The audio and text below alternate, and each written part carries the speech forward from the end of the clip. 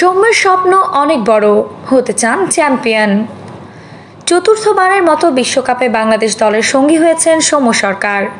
আগের 3 আসরে আলো ছড়াতে পারেননি টপ অর্ডার ব্যাটার।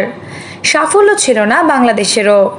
যুক্তরাষ্ট্র ও ওয়েস্ট ইন্ডিজে চলা বিশ্বকাপ স্মরণীয় করে রাখতে চান সৌম্য। টাইগাররা আগের 8 বিশ্বকাপে কখনো সেমিফাইনালের মঞ্চে পা রাখতে না পারলেও সৌম্য স্বপ্ন দেখছেন চ্যাম্পিয়ন হওয়ার। 2024 বিশ্বকাপ স্মরণীয় করতে দলকে উপহার দিতে চান ভালো কিছু।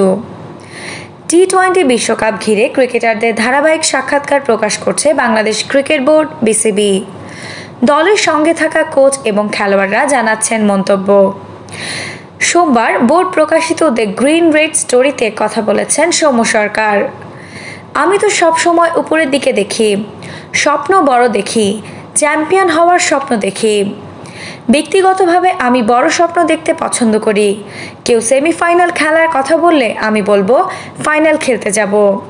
তারপরে রেজাল্টের কথা আসবে। মাঠে ভালো খারাপের ওপর ফলাফল নির্ভর করবে। কিন্তু স্বপ্ন বড় দেখাটা গুরুত্বপূর্ণ বিষয়। খেলায় উত্থান পতন, ভালো খারাপ, হার জিত সব কিছুই থাকে। আমরা আমাদের দিক থেকে চাইবো নিজেদের সেরাটা দেওয়ার। আগের বিশ্বকাপে তেমন ভালো কিছু করতে পারিনি, এবারের বিশ্বকাপটা স্মরণীয় করে রাখতে চাই।